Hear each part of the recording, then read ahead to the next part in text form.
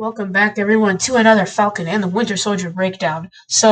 I'm really sorry that this video came out late. I've been really busy over the weekends for some reason, which gives me like no time to work on these videos. So yeah. Anyway, but I'm gonna try to get this uploaded as fast as possible. So let's get started. So the episode opens with Bucky arriving to the crime scene where the GRC members were about to get attacked from last week's episode, and then what ends up happening is Sharon comes along and she basically disguised herself with the exact same tech that Black Widow used in episode or no not episode no in Captain America the Winter Soldier. So yeah, she used the same tech that Sharon Carter used. And the Flag Smashers are using these smoke bombs that Batroc hooked them up with from episode 5, and they're basically using it to herd the GRC members like cattle. So until they get into this one area where this one Flag Smasher will deal with them. But then, of course, Falcon comes in and he deals with them, and then we get a clear look at his suit. Now, his suit is mostly accurate, but actually, I will say it's like 99% accurate. The only thing that is not accurate, though, is the wings, because the wings are actually supposed to be red in the comics, but for this one, they had it blue and white, which actually kind of looks better now. But yeah, anyway, so, but everything is mostly the same, though. Anyway, Sam gets into a fight with Batroc the Leaper, who's only out to try to kill Falcon, and they get into a fight. And then while that's happening, Sharon goes to deal with one of the Flag Smashers. I think his name was Lennox. He was going to deal with. And then Bucky goes to talk to Carly and try to get her out of it by using a phone call, obviously. So then they get into a phone call, and that's what ends up happening. This one person shows.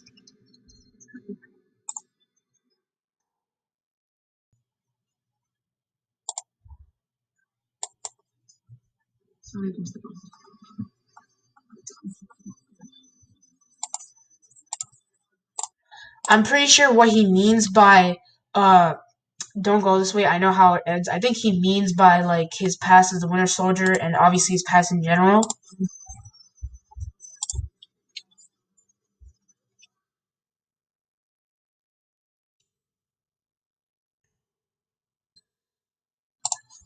What he's referencing when he says I fought for something bigger myself twice is he's actually referencing Infinity War and World War II. In World War II, he fought for something much bigger than himself, and then he ended up almost losing his life. And then in Infinity War, the same thing happened, but he got blipped anyway. So yeah. So anyway, their conversation goes on as Sharon goes to deal with this Flag Smasher named Lennox. Now, one thing that was kind of confusing me was that Lennox is that one Flag Smasher who died in episode 2 trying to stop the Power Brokers men. So yeah, because if you remember the Power Brokers men, which we actually do know who the Power Broker is now. The Power Brokers men has something to do with this because you see, Lennox is that Flag Smasher who sacrificed himself to let the other ones get away in episode 2. And what's confusing is that they might have actually just named this guy from him, but I'm not sure though. I think it was just an error or something, but or maybe just a lot of them have the same name. Anyway, so Sharon goes to deal with him using like mercury vapor, which honestly makes me more think that she's a Skrull, because how would she have access to space tech like that if she wasn't a Skrull? And Sharon Carter's a more grounded character, so if she was a Skrull, then it wouldn't be that surprising. But anyway, so then Sam fights against Batroc, and he does a really cool tornado kick, and then he does a double round kick, and then he does a side kick to his chest. But he's able to finish him off, and he's able to leave anyway. So then what ends up happening is they're actually able to kidnap lots of the GRC members, and some of them go in a car, some of them go in a helicopter. So what ends up happening then is Sam has to go chase them, obviously in this epic chase scene. And what ends up happening is he uses Red Wing to figure out who has flight training in there. And this person, I think her name was Isla, has flight training, and she knows how to fly helicopters and stuff. And it's also said that she's Filipino somewhere on here. But yeah, and yeah, so basically Sam is able to help her get out of there by basically having her take the controls right as Sam takes out the pilot. So yeah. Anyway, so right as the pilot falls to his doom, he takes him onto a road, but then a helicopter crashes on them. So then after that, he covers himself, and I really love this because his wings they fold in like an actual. They fold, and then he just puts the shield on top. It looks so perfect. Anyway, and then everybody watches him do it, similar to how everybody watched John Walker kill Nico. So yeah. Anyway, so the Flag Smashers are here, and it seems like the only two Flag Smashers who are really alive are Dovich and I believe Carly. So yeah, so Dovich and Carly are the only ones who we really have because Lennox died in episode 2, Nico died in episode 4, and then yeah, and then obviously we've been losing more and more of them. And then Donya Madani dies in episode 3, I believe. So yeah, then what ends up happening is as they're ready to get to start kidnapping the flags, as they're ready to start to throw them off a cliff, which they plan to do, Bucky comes and eventually saves them. But of course, one of them sets it on fire, and then Bucky has to release. He has to punch this little object right here because Batroc had hooked them up with that from last episode, and he basically gave it to them. It's like a huge lock, and Bucky's vibranium arm cannot do it. But as Carly's about to leave, Walker shows up, and basically they talk about what about Lamar and all that stuff.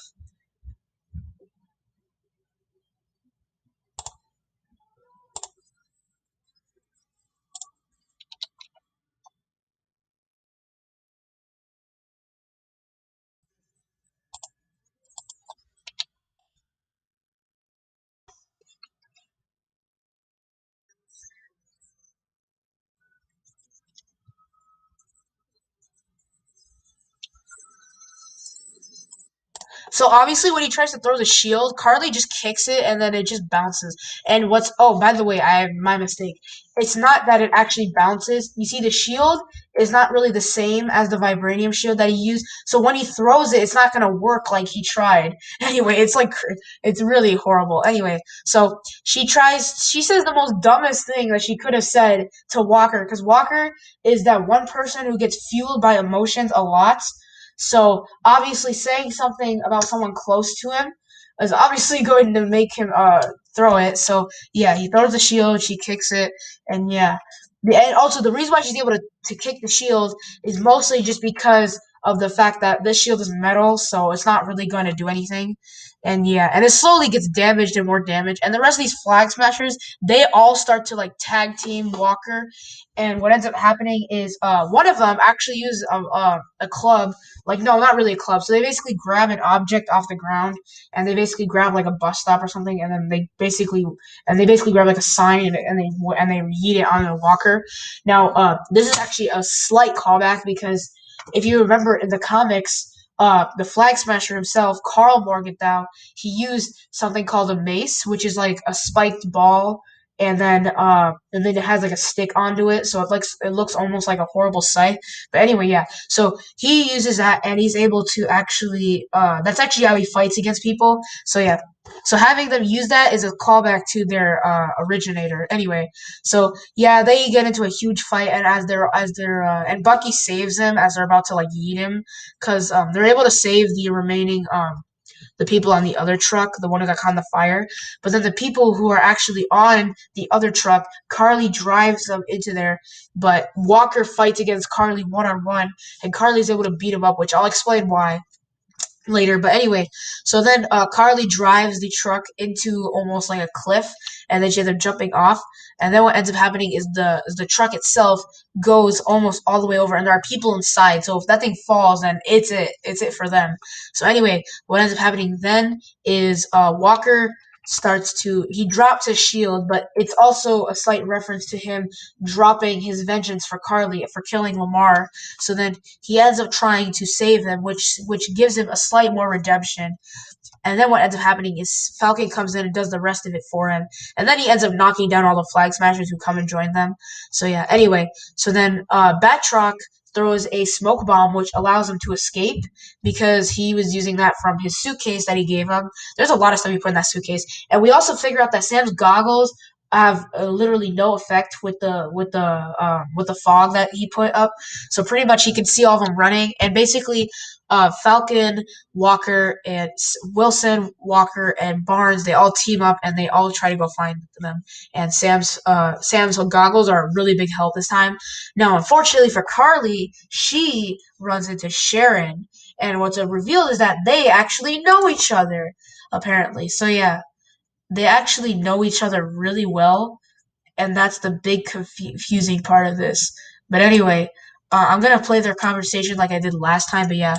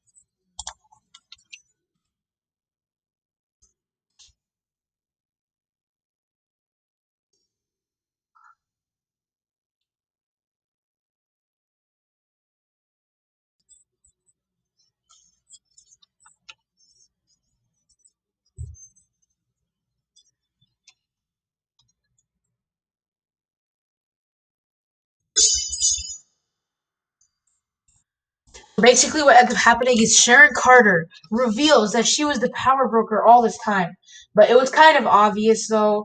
And also, basically, Sharon Carter is basically like a triple crosser and a manipulator. Basically, they basically made her character like Val's character from the comics, because as I said, she was like a triple crossing agent.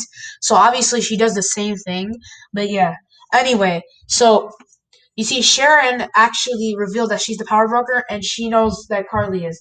Now, I'm not going to deny what I did say. I did think that she was not the power broker, so you can all laugh at me in the comments. But anyway, yeah. So yes, I did think that she was not the power broker, and a lot of people didn't, but obviously she was. So apparently, yeah. Anyway, so apparently, Batroc. Oh, okay, so if you don't know French, which I'm assuming most of you don't, he was saying that I want four times the amount of money that what's called you were going to originally pay me, or else I expose your identity. Because now he knows that she's the power broker, and then after that, Sharon's like, I don't do blackmail, and then she basically kills him, and that's unfortunate because Batroc was amazing.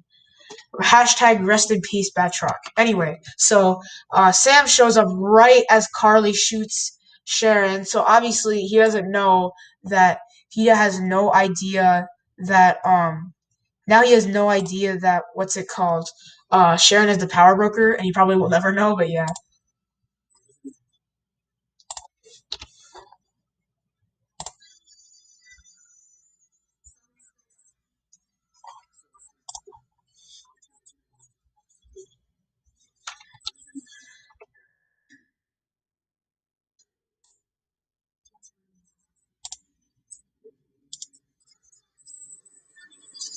So yeah, unfortunately they get into a fight, and Sam uses his shield, but he also does a lot of cool flips during it. He does a cartwheel, and then he does a side flip, which is really cool. But anyway, they get into a fight, and also while all of that is happening, oh, by the way, I mentioned about the flips. Captain America did do a lot of flips, but I did notice that if you do notice though, he does a lot of spinning flips. Like for example, he does a horizontal B twist. He does a corkscrew, and he also does that, which obviously Sam takes after him, as in last week's episode he does a corkscrew and he ends up catching the shield while he was training. But yeah, anyway, so all that training pays off. Anyway, Bucky and Walker are able to get along, and they actually find the Flag Smashers using the same app that yeah, and they're able to capture Dovich and the others. So anyway, Then they joke around for a bit about Abraham Lincoln. So yeah. Anyway, so Carly is about to shoot Sam, and unfortunately though, Sharon shoots her, and then after that she dies. But yeah, she dies, and it's really unfortunate because she was going to she actually her last words to Sam as Sam was cradling her body is that she was is that she said that I'm sorry, which is actually really like sad. But at the same time, it didn't really make sense because the show was trying to make her a sympathetic character, while at the same don't wanting us not to root for her. But anyway, yeah. So anyway, um, she dies, and then Sam brings her back. Sam takes her body, and then he has this big speech with all the GRC members, with Isla and this dude and her from last episode. So anyway, yeah, they get into a fight, and well, no, they don't get into a fight. What ends up happening is they have a speech, and yeah, this is what happens.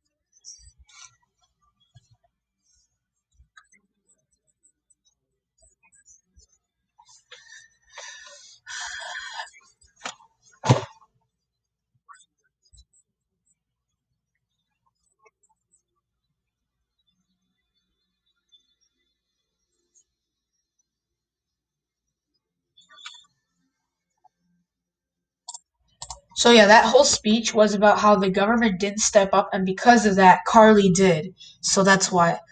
And also, while that's happening, we see Isaiah and Torres watching it in the background. But anyway, yeah. So Isaiah and also his son, or no, not his son, his grandson Eli is watching it too. So yeah, pretty much. And basically also they also use the same program for the WHIH, which is the program that was used in WandaVision right here during the sword base. But anyway, yeah. So what happened is the remaining flag smashers are taken to the raft where they're supposed to meet Zemo, but then after that gets blown up by his butler. Anyway, so Ozniak comes back from episode 3, and he actually does the job for Zemo. He has done more anything than Jarvis or Alfred or anyone. Anyway, so Zemo hears this from the raft, and he has a smile on his face. And then Val says this later on.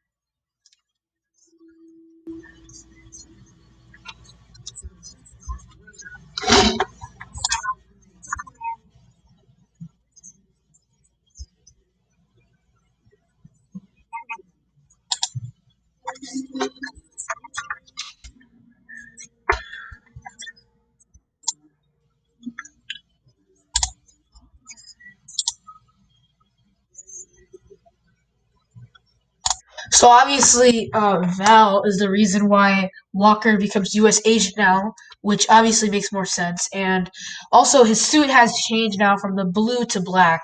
The reason why they had his blue, I think, is because they wanted to make him look more like Captain America. But since now he's not, he's his own hero. He has to have his own color. So yeah, and since Sam got promoted to Captain America, obviously. So yeah. Anyway, Bucky goes to Yori, and he ends up telling him about what happened to his son.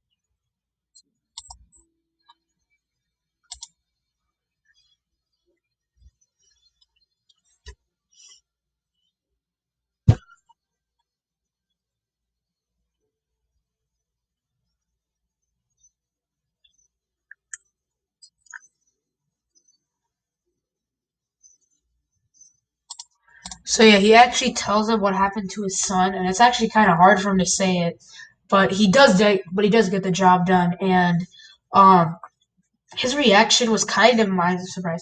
I was expecting him to be a little bit angry at least because of from his recent behavior, at least in episode 1, but he wasn't really that angry. And then he also crosses off all the names in his notebook and he gives it to his doctor. And then now we have the scene with Isaiah Bradley and Sam.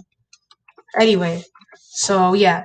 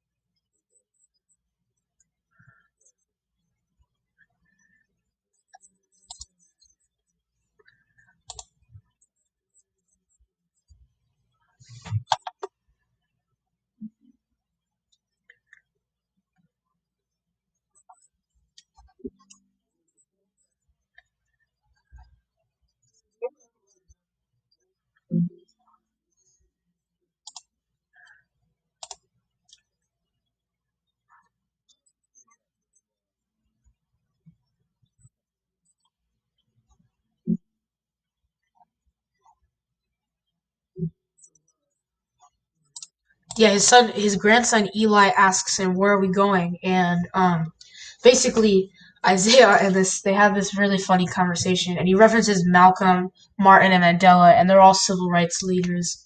So yeah, they're all part of that. And then he basically takes them to this place. He basically takes them to this place.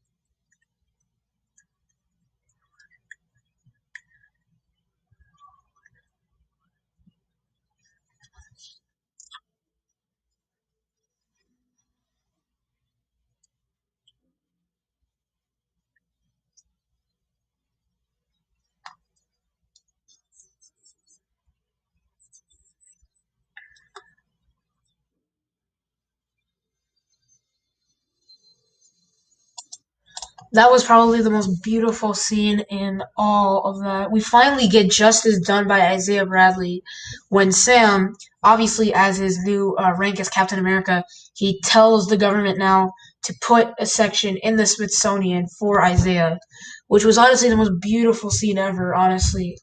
Like I did not shed a tear because I don't cry when I watch this stuff, but this was like probably my favorite scene in the whole series so far. Anyway, so then after there's a party back in Louisiana, and Bucky comes over and he brings a cake, obviously, and then his nephews are getting more trying to hit him now, which hopefully that doesn't actually happen.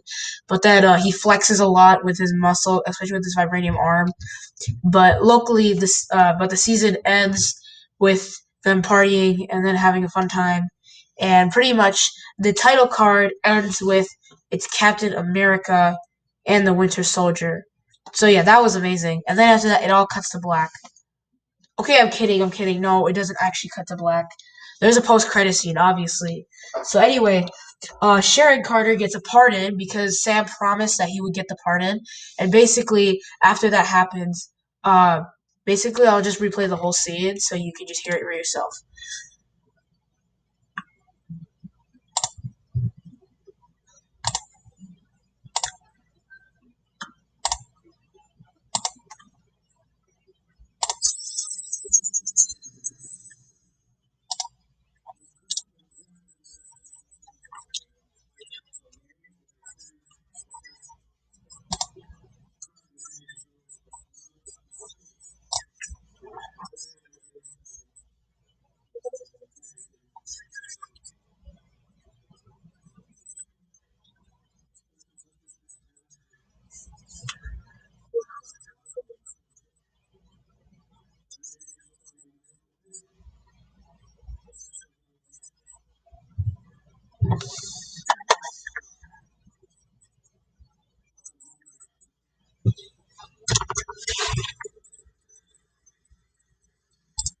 Yeah, sure, the power broker, and she was faking all of that.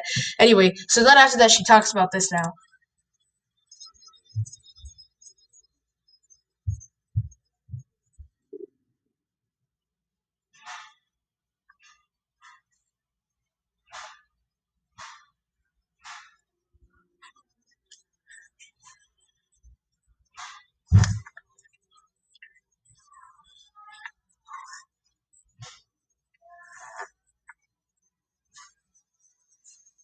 Yeah, she pretty much yeah, she's lying about that all about her whole pardon. She basically wanted the pardon just so she could get up her buyers now. Now I'm gonna list a few of the buyers, the possible buyers that might be on. Now one possibility is AIM from Iron Man 3, led by Aldrich Killian. Even though he's dead, the company might still exist. And also since Stark Industries is now out of the picture, there's gonna be like some other company trying to rise up to the top now. But anyway, yeah. Then there's also not AIM, but there is also Sonny Birch's buyer from Ant-Man and the Wasp. He had a buyer who was interested in the quantum technology, and he was willing to pay for it for $1 billion. and that was kind of sketchy, and we never really figured out who his buyer was. And then there's also Justin Hammer. Even though he's rotting away in prison, he might find a way to get out. Remember, as long as they're not dead, they're still an option. So anyway, they're not Justin Hammer, but there's also like other options. For example, Oscorp is an example.